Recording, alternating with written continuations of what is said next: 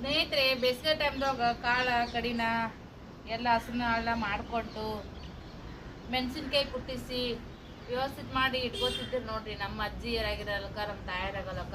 ಯಾಕಂದ್ರೆ ಬೇಸಿಗೆಗಾಲ ಆಗನ ಒಳ್ಳೆ ಮುಂದೆ ಬರುವಂಥದ್ದು ಮಳೆಗಾಲದಾಗ ಏನೈತಿ ಎಲ್ಲ ಅಷ್ಟು ಕಾಳ ಕಡಿ ಐತಪ್ಪ ಅಂತಂದ್ರೆ ಅಡುಗೆ ಮಾಡಿ ಊಟ ಮಾಡ್ಬೋದು. ಏನು ಇರ್ಲಿಕ್ಕಂದ್ರೂ ನಮ್ಮ ತಾಯಿಯವರು ನಮ್ಮ ಅಜ್ಜಿಯರು ಏನು ಆಗ್ತಿತ್ತಂದ್ರೆ ಹಿಟ್ಟು ಖಾರ ಅವರು ಮನೆಗೆ ಇರಬೇಕು ಮಳೆಗಾಲದೊಳಗೆ ಅಂತೇಳಿ.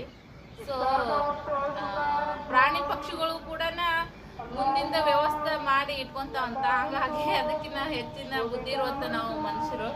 ಸೊ ಸ್ವಲ್ಪ ಎಲ್ಲ ಹಸನ ಹಳ ಮಾಡ್ಕೊಂಡ್ಕೆ ಸಿಕ್ಕೋಬೇಕು ನೋಡ್ರಿ. ಬಟ್ ಹೊಲ ಮನೆ ಇದ್ದವರೆಲ್ಲ ಕಾಳ ಕಡಿ ಜಾಸ್ತಿ ಸಿಗ್ತಾವ.